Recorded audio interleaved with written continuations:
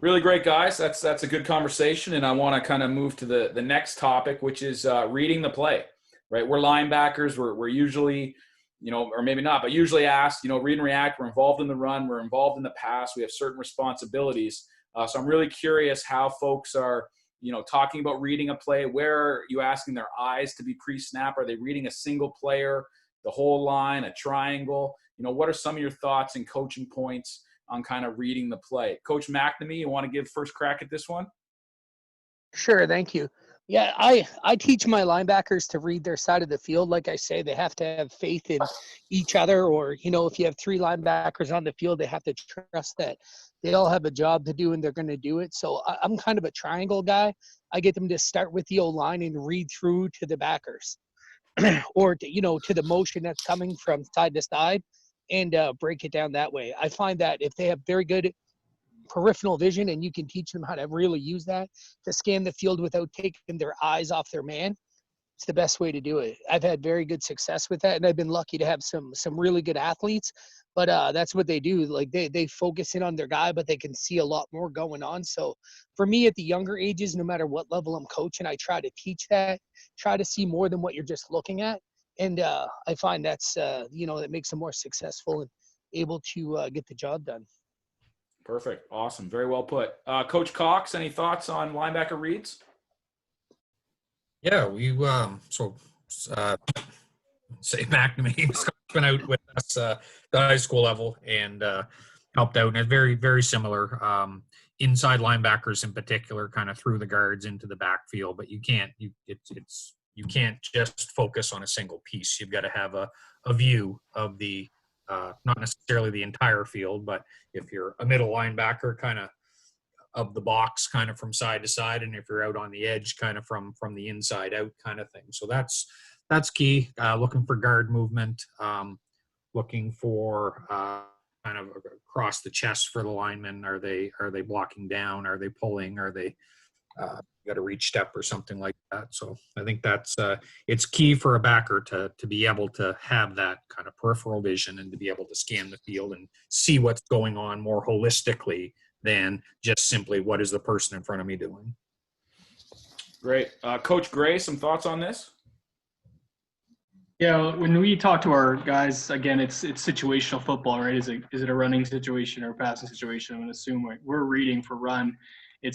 We're assuming it's going to run, right? And that's where analytics comes in. But for us, our inside guys read a window. So our window is the guard to the tailback, and what they're really looking for is a dirty window. So if they see a dirty window, that means there's a pull coming through their window, and that's kind of our key. So if we get zone, and then that window gets dirty, that's going to change our keys in terms of what we're looking for, what we're trying to identify in the run game. So from there, we don't want to spend too much time on the back, because the back's never going to tell you where he's going to go. He's in that cutback or that pull. He's always going to take some steps to away from the pull side. So we always want to read our window, read our guard. If that guard pulls down, we want to look for dirt on the window. And if we see dirt, then that kind of is going to take us to where the back is going to be. So we're always trying to read that kind of window we reference. Perfect. Coach Squires?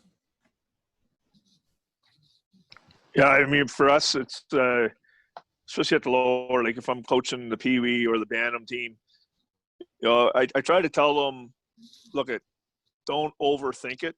If you're thinking too hard, you're running too slow. I want them to play. I want them to have fun.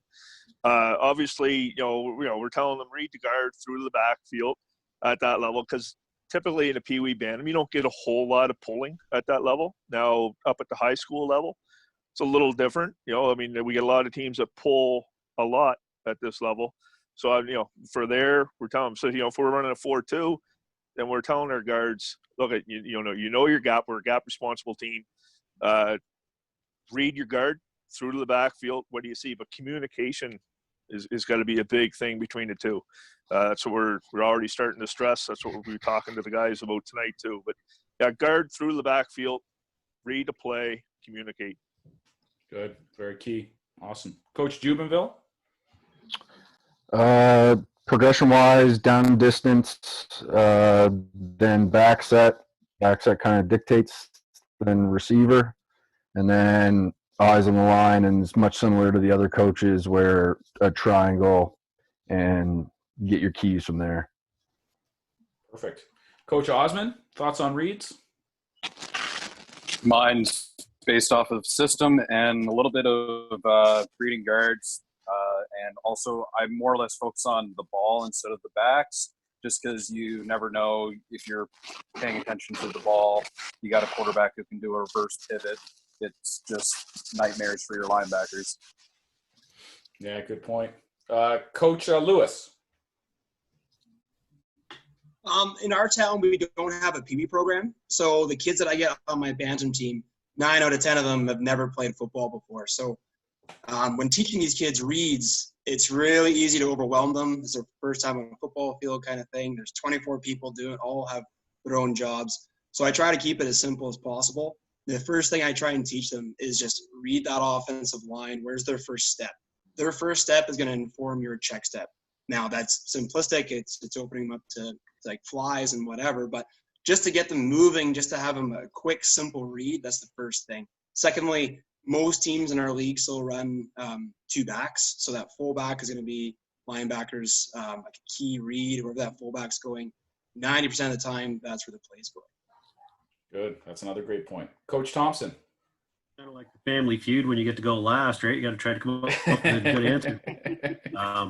I sort of echo exactly what everybody else said. I think that sort of another little part of that again is like obviously the down and distance. The read part of it again comes back to what's your responsibility in the defensive play call that we've made versus the formation we see, and then again obviously all the stuff that we just talked about, right?